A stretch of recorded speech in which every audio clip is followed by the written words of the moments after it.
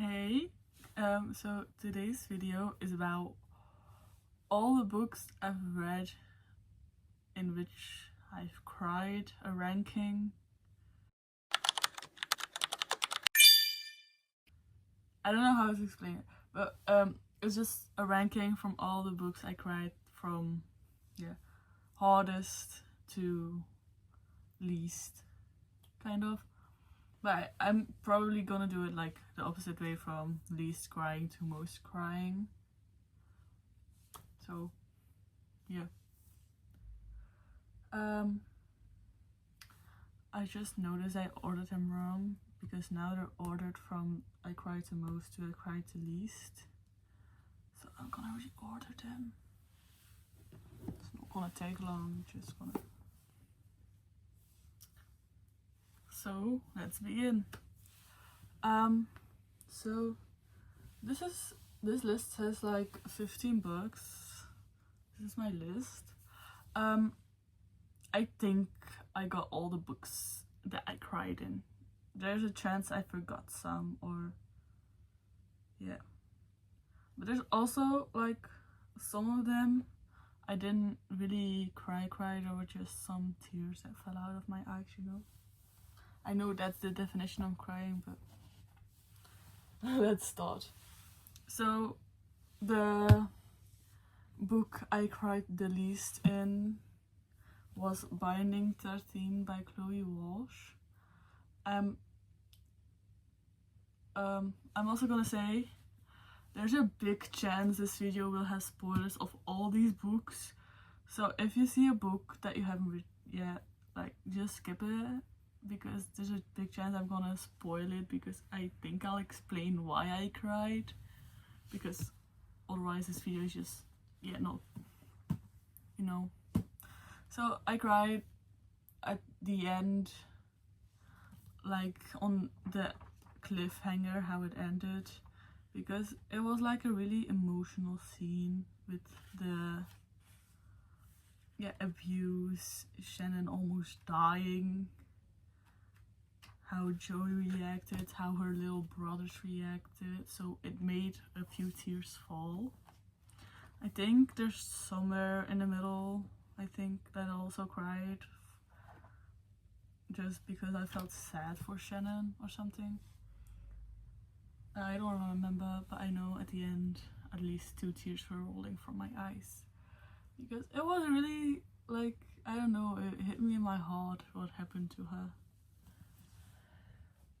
Then we have a book I don't have physical, which is Man On. I don't remember which author, but I'll put a picture on.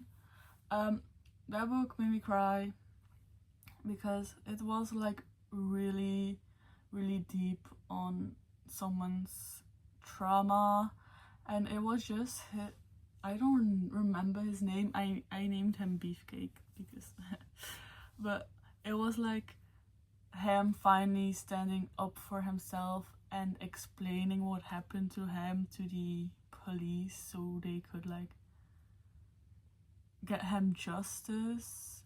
It made me shed a few tears, because I never I did not expect to cry from it, but it was just him finally standing up for himself that like it hit me in the heart.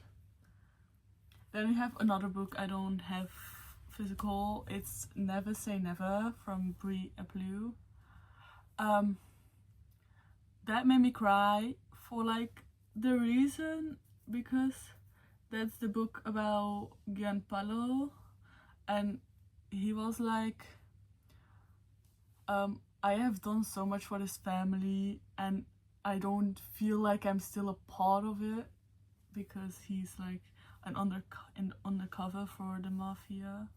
It was like so sad, because he didn't feel like he fitted in with his family anymore, while he like threw away his whole life for them, and it made a few tears roll. I think around 7 is like, we're now at number 13, but from 7 on to 1 is like books I really bawled my eyes out. So these are just some tiny things why I cried, more like a few tears. So 12 is also a book that I don't have physical, and that is Wait for Me After School. It's a Danmei, and it's the scene that got me was like them on the rooftop where the one like then goes away, and then there's like a really big gap between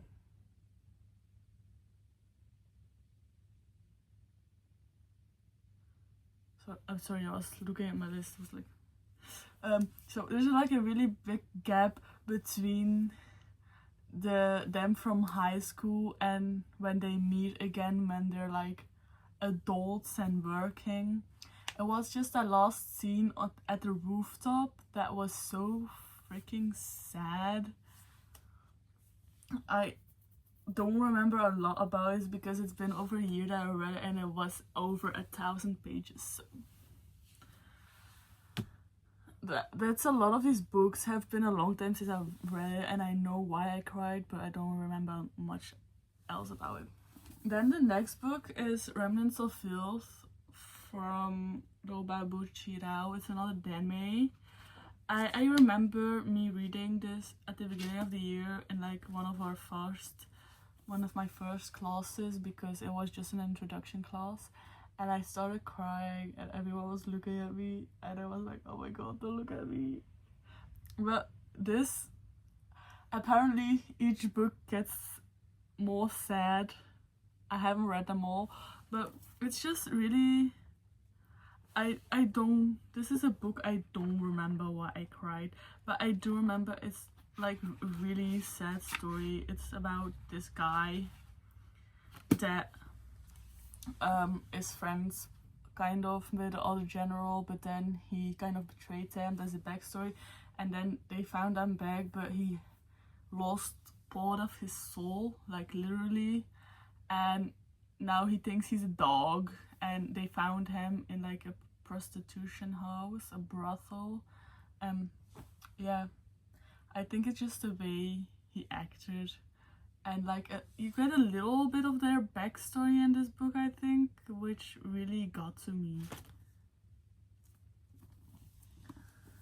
Then we have Garen Park by Nordica Nights.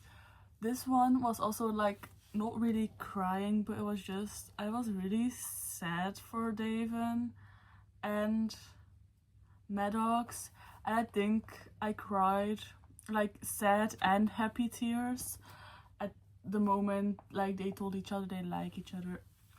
I also cried when like the prison moment, like their father, Daven's father set him up, and then he was sent to prison, or like almost sent to prison, and that's just them getting split up from each other was so freaking sad. There's a chance I'm explaining this wrong, but then the next one is Hidden Scars by Andy, I think.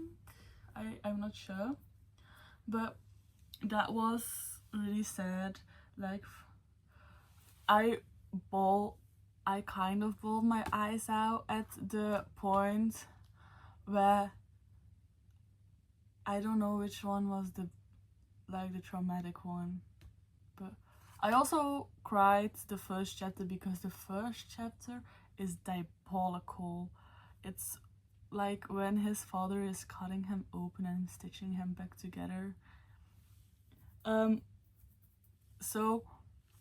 And the other scene I cried was when he meets his boyfriend's grandma, and that grandma made a blanket for him, and that was like the first time he felt loved by a parent figure, and he just cried and hugged that grandma, and it was such a beautiful scene, but so sad.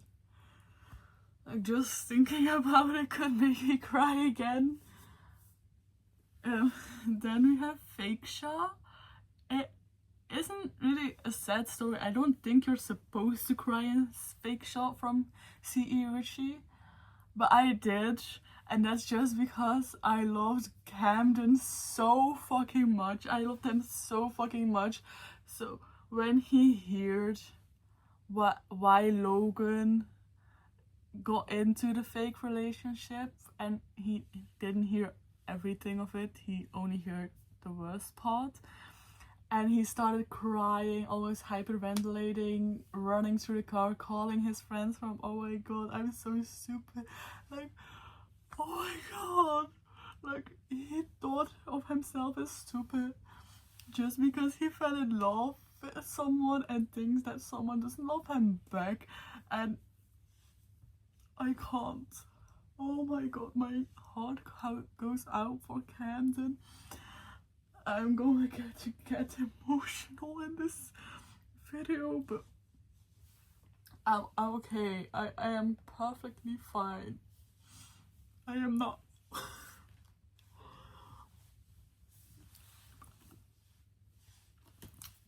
I feel like tears ready, but also not. I don't know if you know that feeling, but they're like ready, but also not. So the next one is Remnants of Filth 2 by Robai Buchiro. This is the last book of the series I've read, and this book is the first book I ever highlighted in my book, but I don't think I can find it, but it was the scene that made me cry, and I don't think it's supposed to be sad, but I highlighted it, and it's just, as I told you, it's like two generals. One was a traitor, he came back with like half a soul, and now the other general has to take care of him so he doesn't like do shit. But there's someone, I don't remember that, but it's like, I'm just gonna read what I highlighted. I think, you're far from worthy. What does that mean? Like, what does worthy mean? What I mean is you can't. Wait, I'm sorry.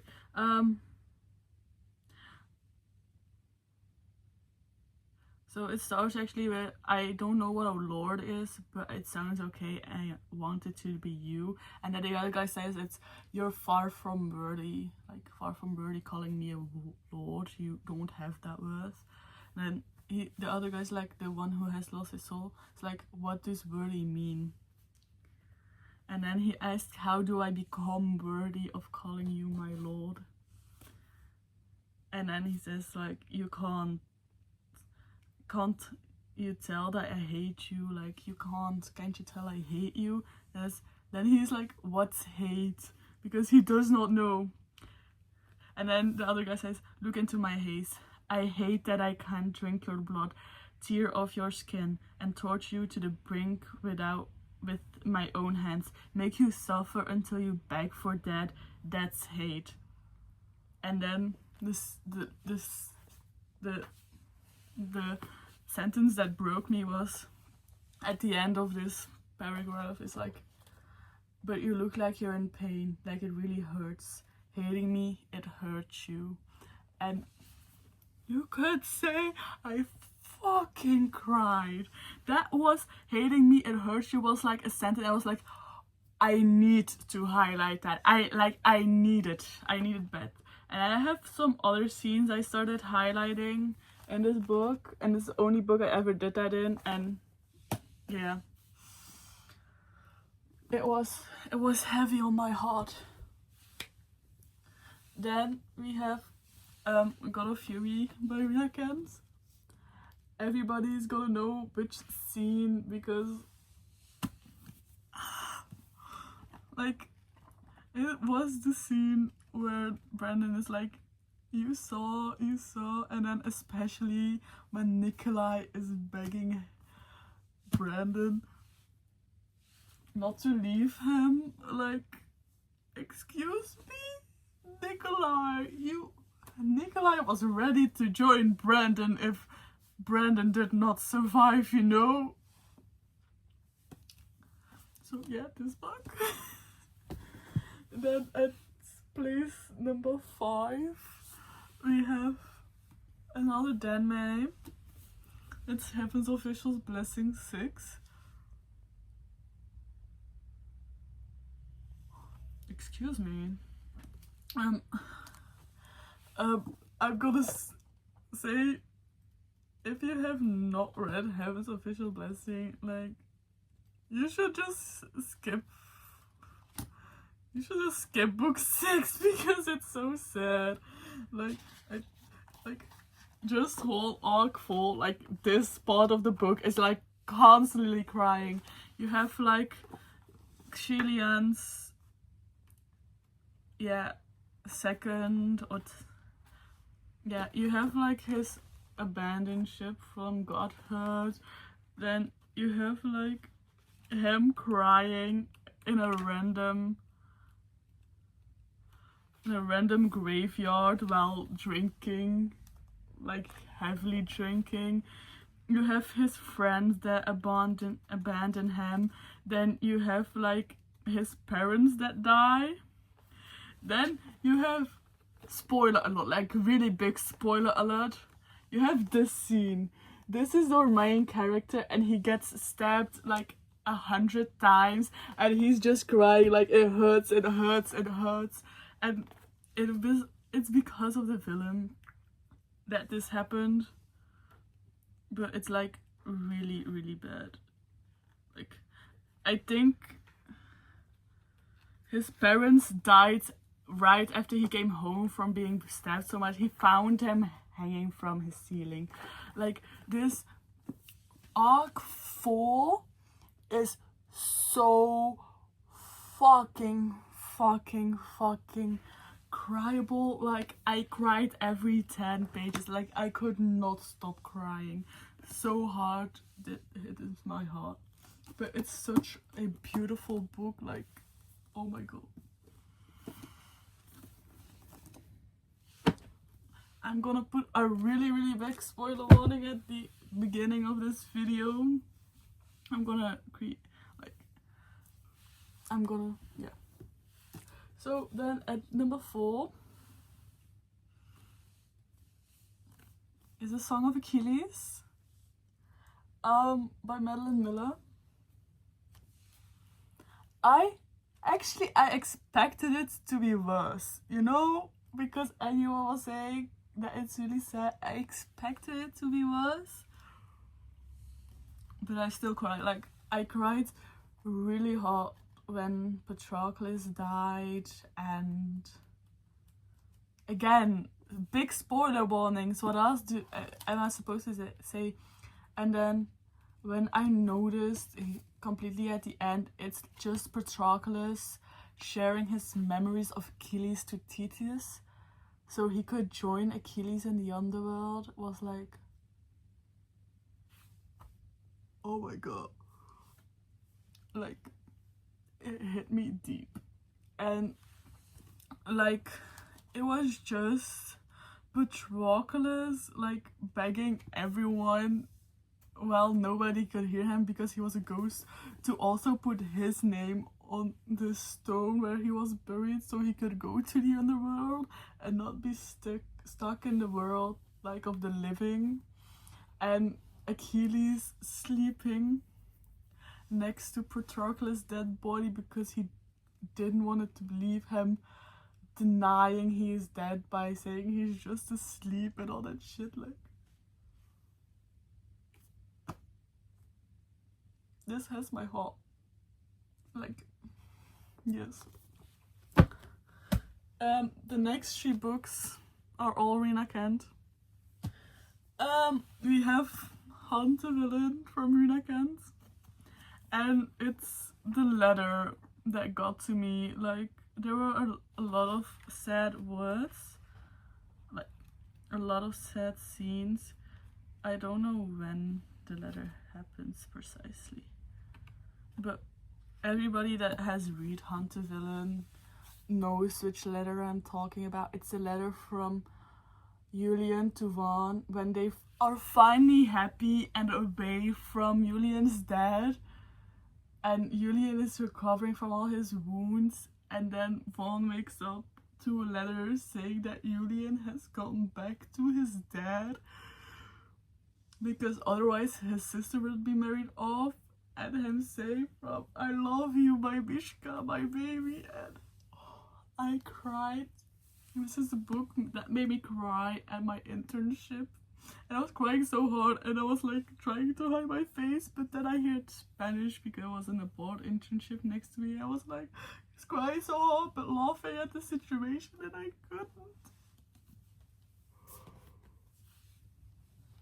Okay, the next two books are the books I cried the hardest in, but it's also the same scene. So, big spoiler warning from Sweet Venom and Tempting Venom. So in Sweet Venom, I was sitting on the couch, I was reading, my dad was home upstairs, and I got to the scene where Preston dies, you know? And I just started bawling. I was like, no, you're lying to me. And I was crying so hard. My dad came downstairs from, are you okay? He goes, no, he's dead.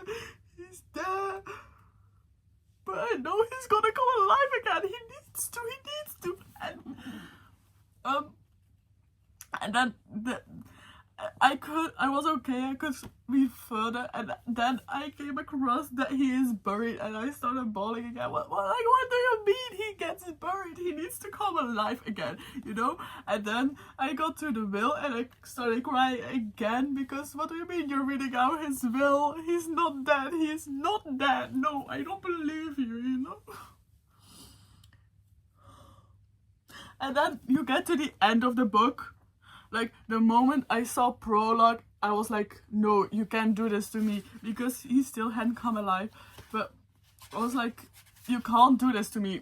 We are epilogue, and he's still dead. I was like, no, that can't happen, because I know he's the main character of the next book. And in the epilogue, we read that he is back alive and why. But I was like, you can't end my book like this. So I was really happy that I found out in the epilogue that he's still alive. Like, I was crying for hours on end. If you think that was bad, Tempting Venom by Rina Kent. Same scene. Knew it was happening. The whole book I was like, when is this gonna happen? I'm gonna die. I knew what was happening and I cried harder than the first time. Because this time we read it out of Marcus's point of view, so not the best friend point of view, but the boyfriend's point of view, that loves Preston so fucking much that he is willing to get choked by him while sleeping because of his sleep problems and all that shit. But like, I was like, oh my god, no. Like, I expected it and I knew how bad it was gonna be because we saw a little bit of Marcus. But then you tell me I was just as sad as this book about the scene, a little bit more. And then you tell me that Marcus got a letter with Preston saying why, like Preston saying goodbye because Preston thought he was going to be sent away, and finally explaining his trauma to him in a 14 pages letter. I was crying that whole letter. And then you tell me that Marcus was on a cliff. On the cliff he saved Preston from, and just was constantly listening to Preston's voicemail and constantly hallucinating Preston was there, and looking at a picture of them and like bantering with Preston's hallucination. Oh my god, just him constantly listening to the voicemail. Oh my god, no. Oh my god. Like, I am not okay. This book made me cry so hard. Like, I was bawling my eyes out. My family was laughing at me because I was crying. And like, it was like, stop, it's not funny. I was like constantly, he's dead, he doesn't live anymore. I was like, he's gonna get alive again. He's like, yeah, but he's dead right now. Yeah. But that was my video. Goodbye.